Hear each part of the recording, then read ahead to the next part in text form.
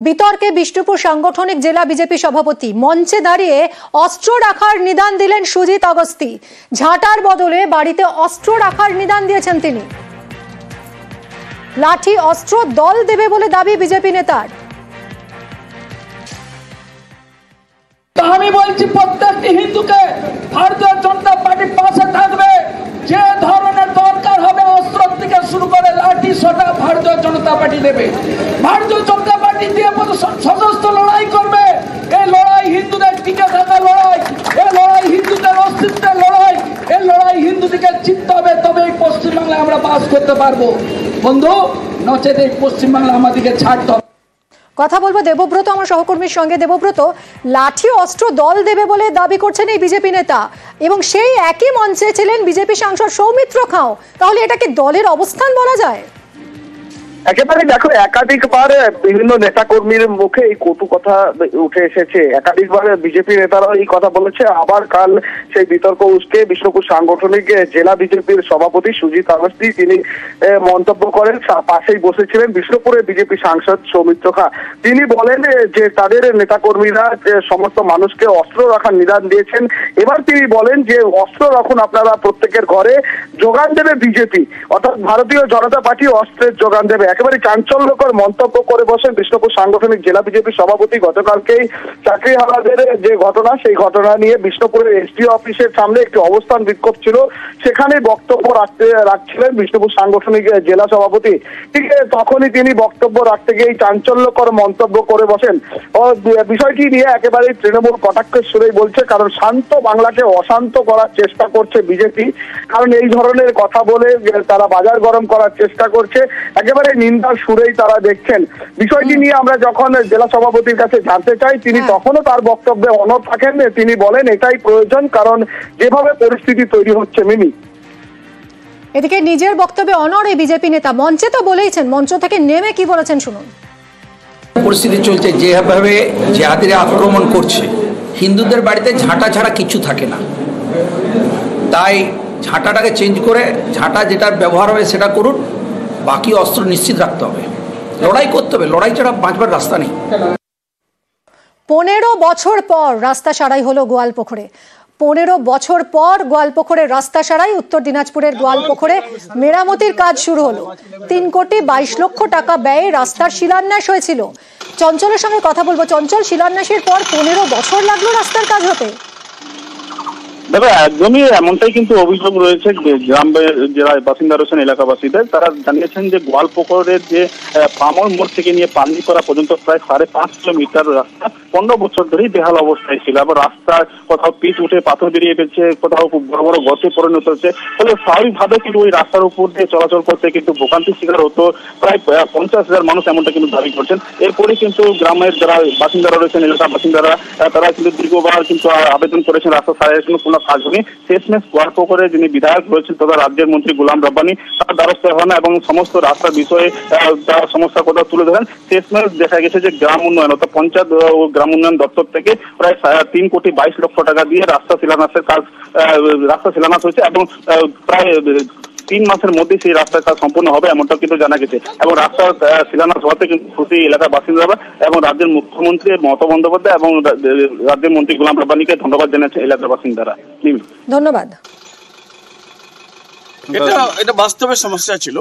এই রাস্তাটা 5.5 কিলোমিটার হবে, 3 কোটি 22 লক্ষ টাকা ধরা আছে। ওর মধ্যে 2 কোটি 95 লক্ষ টাকার কাজ হবে, বাকি টাকা মেনটেন্যান্স খরচা হবে। আর লোকের এখানে দাবি যে এই জন্য ছিল যে পাঞ্জিপাড়া একটা বড় মার্কেট আছে এখানে, পুকুরিয়ার লোক, পাঞ্জিপাড়ার লোক, ব্লক যাতে অনেক অসুবিধা হতো। কোন ডিপার্টমেন্ট থেকে হলো এটা? এসআরডিএ থেকে, পিএনআরডি থেকে হয়েছে। আমি পিএনআরডি মন্ত্রী আমাদের প্রদীপ মজুমদার সাহেবকে ধন্যবাদ জানাই। কতদিনের মধ্যে কাজ সম্পন্ন হবে? 3 মাসের মধ্যে হয়ে যাবে। সাফাই কর্মীরা যদি কাজ না করেন তাহলে যে কি পরিস্থিতি হয় তা এখন হাড়ে হাড়ে টের পাচ্ছেন পুরুলিয়া শহরের বাসিন্দারা। কারণ সাফাই কর্মীরা কর্মবিরতিতে গেছেন। 7 দিন ধরে সাফাই কর্মীদের কর্মবিরতি, বকেয়া বেতনের দাবিতে তাদের কর্মবিরতি। আর সেই কর্মবিরতির জেরেই দেখুন কি অবস্থা। শহর জুড়েই তত্ত্ব পড়ে রয়েছে জঞ্জাল, আবর্জনার স্তূপ। নাজেহাল শহরবাসী। পুরুলিয়া শহরের মানুষ রীতিমতো ভোগান্তির শিকার, কারণ সাফাই কর্মীরা তাদের কাজ করছেন না, তারা কর্মবিরতিতে গেছেন বকেয়া বেতনের দাবিতে। আজ বৈঠকের ডাক দিয়েছেন পুর প্রধান। সমস্যার সমাধান হয় কিনা সেদিকেই এই মুহূর্তে নজর।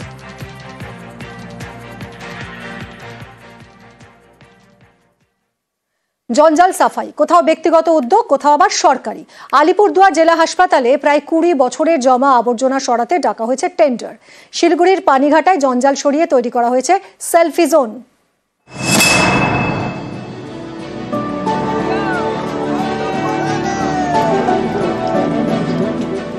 ছিল জঞ্জালের জোন, হলো সেলফি জোন।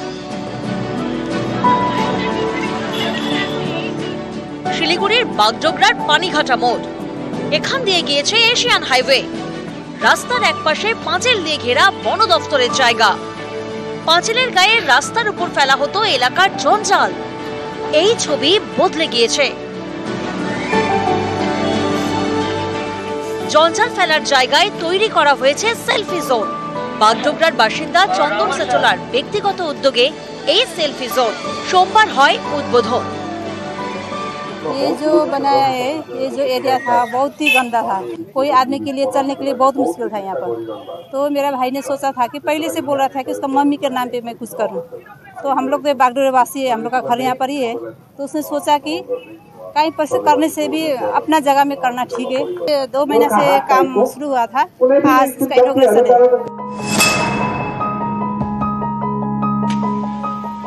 রাস্তার পাশে পাঁচিলের গায়ে আঁকা হয়েছে নানা ছবি। তৈরি করা হয়েছে বসার জায়গা। এখানে বসে আড্ডা দেওয়া যাবে, ছবিও তোলা যাবে, ইচ্ছে মতো সেলফি। বহুবার মাইকিং করে করে আমরা অনেক চেষ্টা করেছি, কিন্তু সেই জায়গাটা নোংরা ফেলা বন্ধ করতে পারিনি। যারা এটা বানাতে যে খরচ বহন করেছে, তার জন্য তাদেরকে ধন্যবাদ।